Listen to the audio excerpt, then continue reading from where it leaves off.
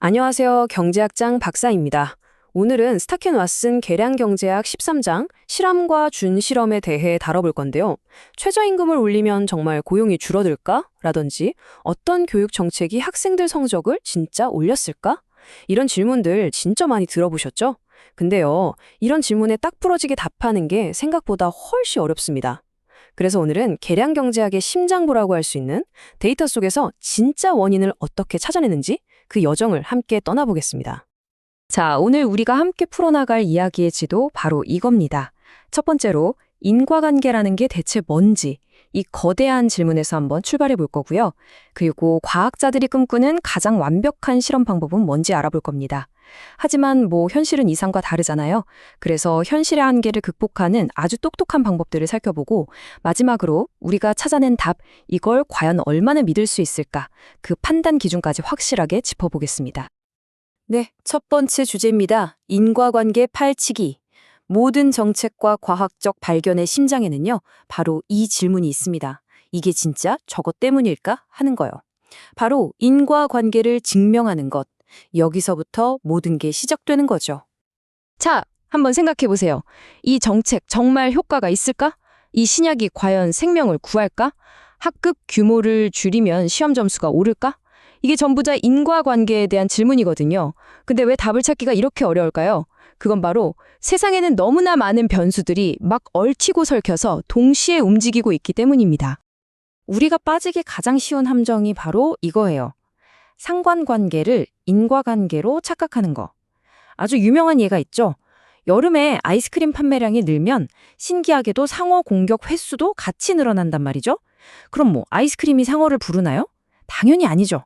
바로 더운 날씨라는 숨어있는 진짜 원인이 사람들이 아이스크림도 많이 사 먹게 하고 바다에도 많이 가게 만드니까 둘 다 올라가는 겁니다. 계량경제학은 바로 이런 착각을 걸러내고 데이터 뒤에 숨어있는 진짜 범인, 즉 원인을 찾아내는 아주 정교한 탐정 도구라고 할 수 있습니다. 자, 그렇다면 이렇게 복잡한 세상에서 어떻게 진짜 원인만 딱 골라낼 수 있을까요?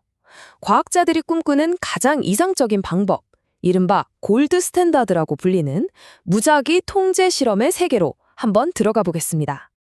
우리가 궁극적으로 알고 싶은 숫자가 바로 이거예요.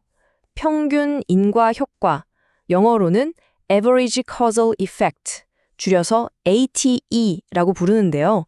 어떤 정책이나 조치가 전체 인구에 미치는 평균적인, 진짜 순수한 효과, 바로 그 값을 말하는 겁니다. 자, 드디어 나왔습니다. 계량경제학의 심장부라고 할 수 있는 바로 이 수식.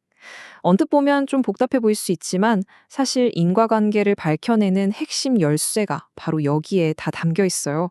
이 아름다운 수식을 저랑 같이 한번 뜯어보죠. AT, 즉 우리가 찾고 있는 평균 인과 효과는 2 대괄호 열고 y 기분 x는 1 대괄호 닫고 빼기 2 대괄호 열고 y 기분 x는 0 대괄호 닫고 이게 무슨 뜻이냐? 결국 두 그룹의 평균 결과값의 차이라는 겁니다. 자, 하나씩 볼게요. 여기서 y는 우리가 궁금해하는 결과, 예를 들면 학생들의 시험 점수 같은 거고요. x는 1은 어떤 처치, 그러니까 새로운 교육법을 적용받은 실험 집단을 의미합니다. 반대로 x는 0은 그 처치를 받지 않은, 즉 기존 교육법을 유지한 통제 집단이고요. 그리고 앞에 붙은 2는 기대값, 그냥 쉽게 말해서 평균이라고 생각하시면 돼요. 그러니까 이 수식은 결국 실험 집단의 평균 점수에서 통제 집단의 평균 점수를 빼라는 아주 간단한 이야기죠.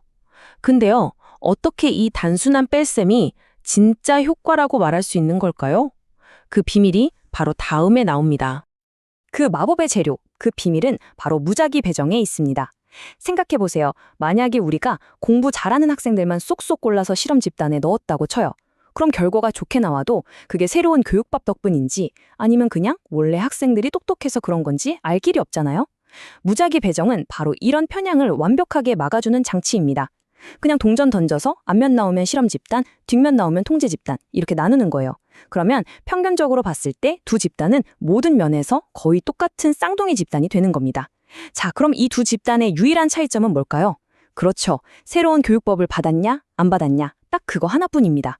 그렇기 때문에 나중에 나타나는 결과의 차이는 오롯이 그 교육법의 순수한 효과라고 말할 수 있는 거죠. 이것이 바로 RCT가 황금 표준이라고 불리는 이유입니다. 하지만 현실은 이상과 다르죠. 현실 세계의 경제학자들은 의사들처럼 모든 걸 통제할 수 있는 깔끔한 실험실을 가지고 있지 않아요.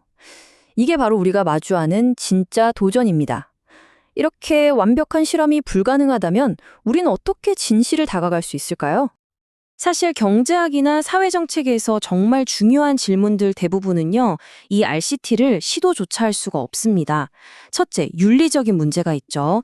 예를 들어서 흡연이 건강에 미치는 영향을 보겠다고 사람들을 무작위로 나눠서 한쪽 그룹에겐 강제로 담배를 피우게 할 수 있나요?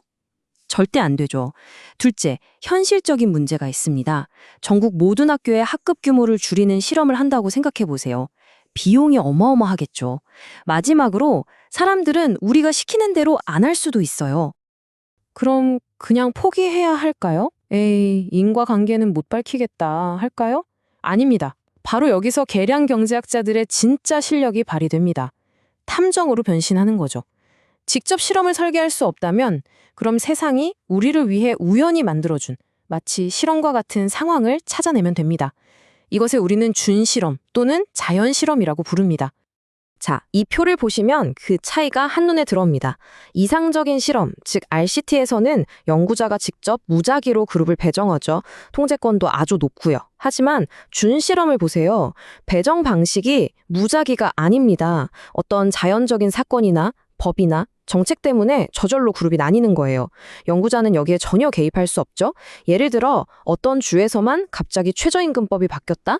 그럼 그 주와 바로 옆에 있는 주는 자연스럽게 실험 집단과 통제 집단이 되는 그런 마치 무작위와 같은 순간을 포착해서 분석하는 겁니다.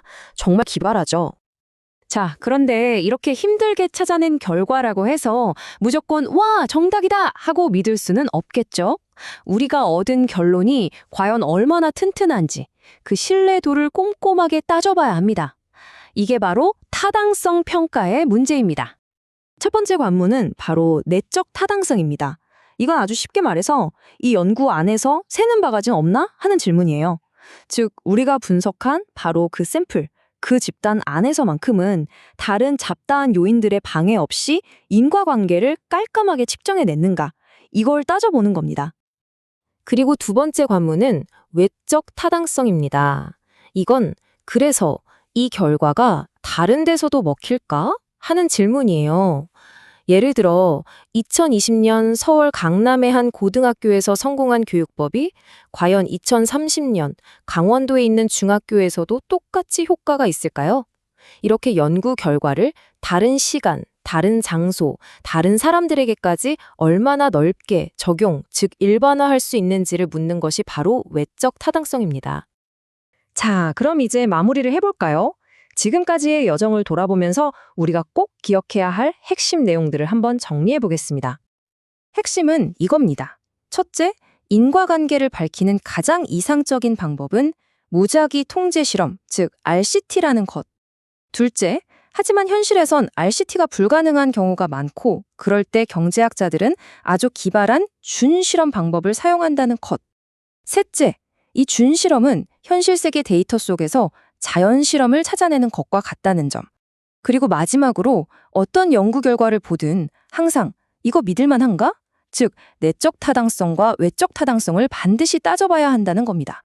결국 계량경제학이라는 건요, 단순히 숫자 계산하고 복잡한 모달 돌리는 학문이 아닙니다.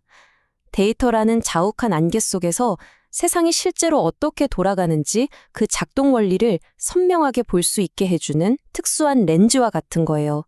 그리고 이 렌즈를 통해서 우리는 더 현명한 정책을 만들고 더 나은 사회를 향한 중요한 결정을 내릴 수 있는 강력한 힘을 얻게 되는 거죠. 그러니 이제 여러분이 A 때문에 B가 일어났다는 식의 주장을 들었을 때 그냥 고개를 끄덕이기 전에 이렇게 질문을 던질 준비가 되셨을 겁니다. 잠깐만요. 그래서 그 실험이 뭔데요? 라고요. 다음번에 뉴스 헤드라인을 읽을 때 여러분은 그저 수동적인 독자가 아니라 데이터 속에 숨겨진 진실을 꿰뚫어 보기 위해 어떤 질문을 던져야 하는지 아는 힘 있는 분석가가 된 것입니다.